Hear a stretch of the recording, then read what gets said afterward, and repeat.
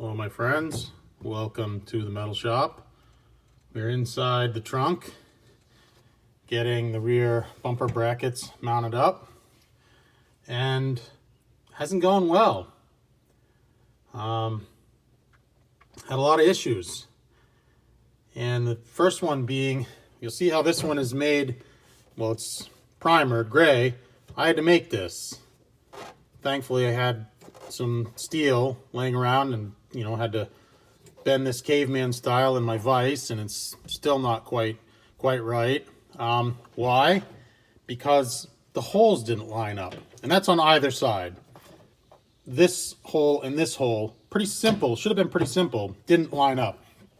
So I put the bracket that Street Beasts included in their kit in my vise, because it wasn't quite square, give it a little bend, hopefully, help the holes line up. And this is what I get for my troubles. I don't even know what this is made of. Some kind of cast piece or something. I don't know. It's not regular steel. But yeah, a little bit of force. Just put some channel locks on it to give it a little bend in the vise. Snapped right in two. Fantastic. Let me tell you, I don't enjoy metalwork. I'm tired of drilling this stuff. I'm tired of brackets that don't fit. This is very poorly designed all the way around. So anyway, I get my piece bent up and I slot it. I slot this hole on my piece so that the bolts will line up. And then for my troubles, I'm rewarded with this. I don't know if you can see that. It's not as pronounced as it should. It doesn't fit. The brackets do not fit, and this is loose. If this was bolted solid in place, this thing sits on it like this and rocks. I made this exactly the same dimensions as this piece of crap over here that broke, and it's too tall. But both of them are too tall. So I have to cut down all four brackets. This one that I made, this one, and the two from the other side have to be cut down, quarter inch, 5/16 of an inch, in order to clear these stupid things, which already don't fit flush up against the outside edge here, because the outside edge is a curve, if you remember. This is more or less straight. It doesn't fit there, and now it doesn't fit on top either. Do I sound frustrated? I'm frustrated. I'm about done. This is all I've done this weekend. Is work on these brackets, and I've had enough. Well, I've been able to take out a little bit of my frustrations. This cover now fits. We're mocked up. You can see I cut both of these and ground them down in the bench grinder, so now they fit. I have to take this apart and paint it. I'm going to paint the edges here. I'll do this all at the same time.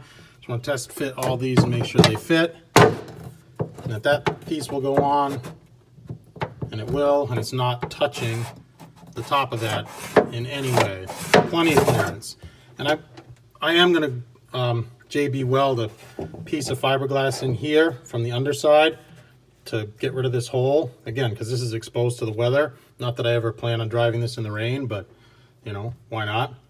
And I should point out, Street Beasts, it's just laziness, all right? By leaving these brackets so much longer than they need to be, it's a quarter of an inch or so, all right? On both brackets, ½ inch, other side, 1 inch, okay? There's probably a lot of brackets are like this, but just factor in 1 inch per car. And back in their heyday, they say they were making over 100-something cars. That's a lot of steel, I'm not a bean counter, for a big auto manufacturer, but it's just, you don't have to make a nice edge like this. You can save labor or whatever, but, inches and inches and inches of steel adds up to hundreds and hundreds and hundreds of dollars, and they don't fit without being cut down. So anyway, we have the other side to mock up still. Got to cut those pieces. You'll see, I don't know if you can see the hole that I had to drill. It's way on the outside here to meet up with the holes where they need to be in the body. Holes in the body They're a fixed point. They are where they need to be to look right from the outside. Inside, you know, we're gonna make it work. And I can almost guarantee you right now, when it comes time to fit up the exterior bumpers, the bolts are gonna look like this. They're gonna look like a really bad breast augmentation job, to put it cleanly. I guarantee it.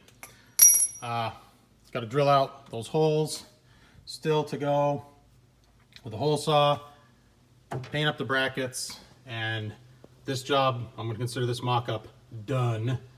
Good enough for this portion here, so we can go to paint. Only thing left for the body is ready to go off to paint.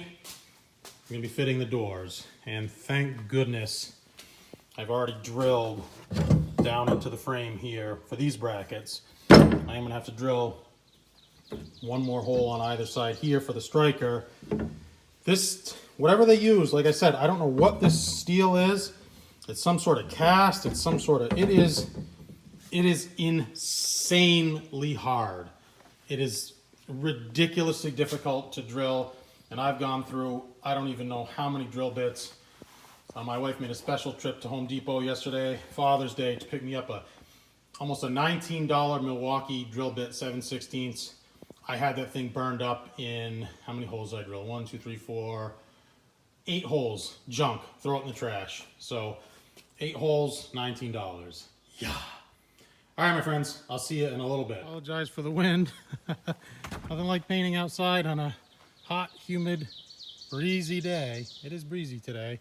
Really, I just wanted to get this top edge with some etching primer so that it won't rust. These brackets, you don't see, they're buried. They have those caps over them. But I'm just gonna hit them with the high performance Rust-Oleum paint here.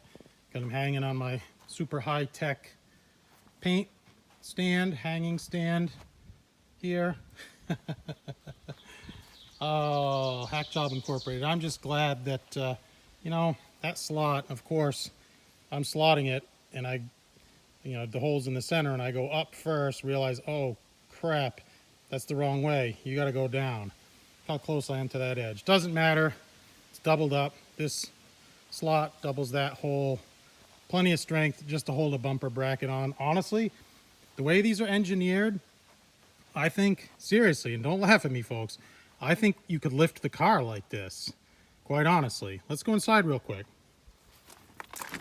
So, if you think about it, you have 2 giant bolts with the support, you know, the tube, bolted to the bracket here. That's 2. And they will use the fiberglass for support. Could you lift the car using them both sides at the same time with that type of apparatus? Fiberglass is pretty strong. There's also a grommet in here, like a cushion. I'm not going to, it's unnecessary, but I think that you could if you wanted. Certainly the back is extremely strong. And here, with those 2 bolts going through and the tubes, if you had an apparatus, a flat, even maybe welded between the 2, it would be extremely strong. Think about it, bolted to the steel, going through the fiberglass, using them both at the same time. I think you could do it. Not going to test it. Cool. All right, so finally, we've got both brackets on both sides installed. Cut them down like, 5/16 of an inch so that the cover would go on top of them. And I've said this before, but you see the gap there? If I trim this to fit, if cut an angle in this piece here so that it fits flush, it still won't go on all the way because the back of this bracket here hits here where the bolt goes through. Anyway, got both of them done. What I've decided to do is I'm going to glue a piece from underneath, basically like that. I'll JB weld it on, and then I'll even cut a smaller piece to fit flush in the opening. But what I've decided to do is wait until I get the brackets, the bumper lift jacks mounted for the final time, because I did it's nice to have this extra area when you're bolting the bracket in place. You don't need that much. I mean, technically you should be able to slide it straight up the slot, but it's nice to have that little bit of area. So I'll wait to fill that up, and you're supposed to weather seal this portion here, because like I said, this is open to the elements. You ever get caught in a big rainstorm or whatever, maybe you have valuable stuff in the trunk, you have your luggage, you have whatever, you don't need water getting up in here. So let's stand by 1 minute. I'm just going to get a bolt and show you some fitment. So in place here, we actually did pretty good. Kind of tough to see, but if you look right in there and you see the other bolt, it's going to be right about, it's going to be kind of towards this side of the hole, unfortunately.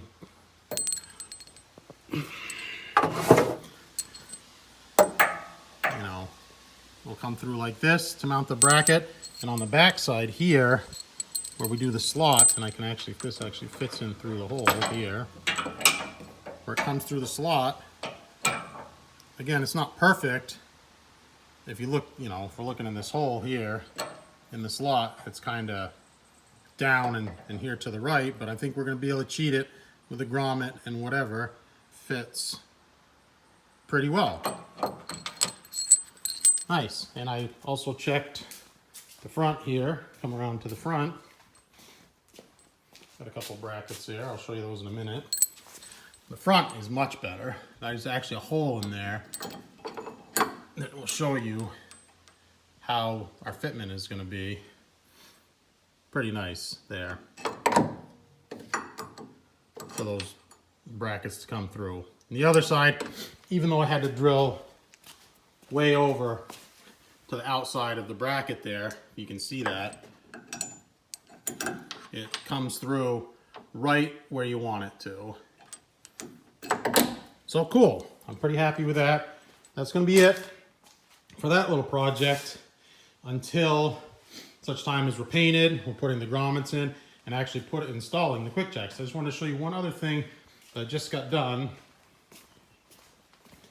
And if you look here,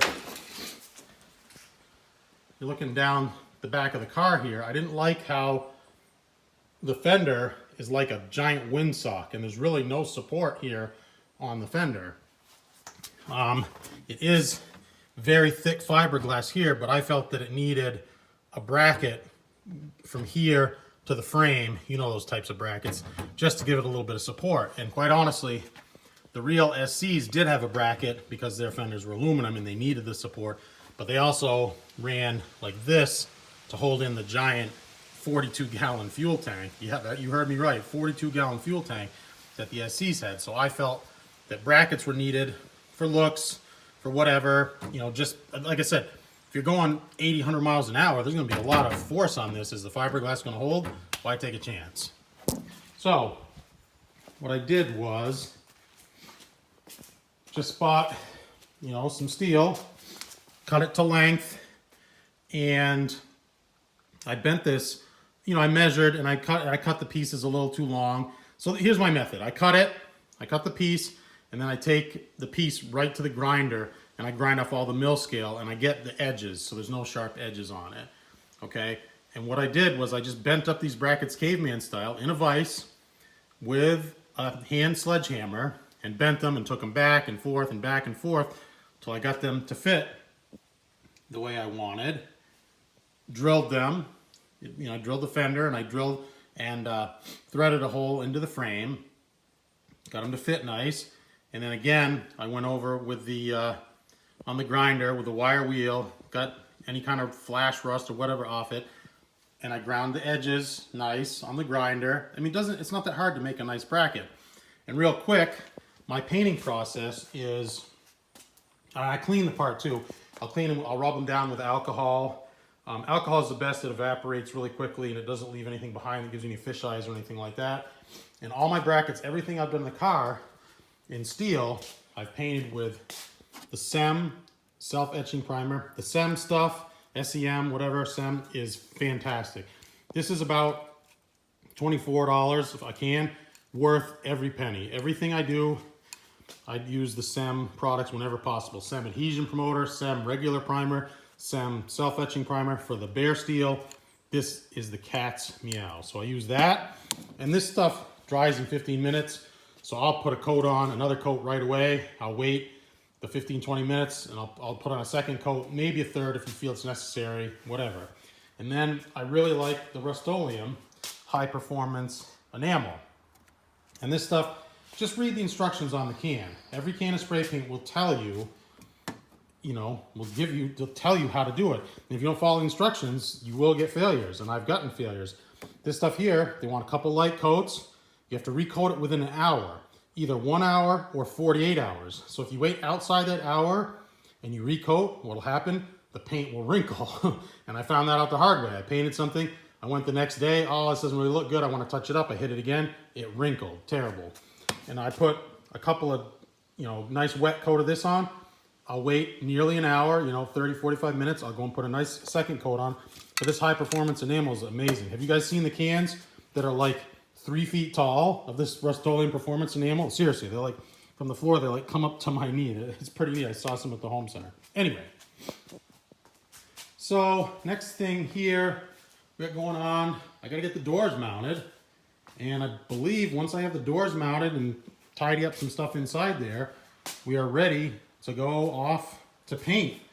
I got some fiberglass work to do in here, but we can still paint the car before I do that fiberglass work. Probably what I'll do is I'll go to the body shop, we'll get sanded, primed, we'll do the fiberglass work in the tub and get the thing painted. So I gotta hang those doors.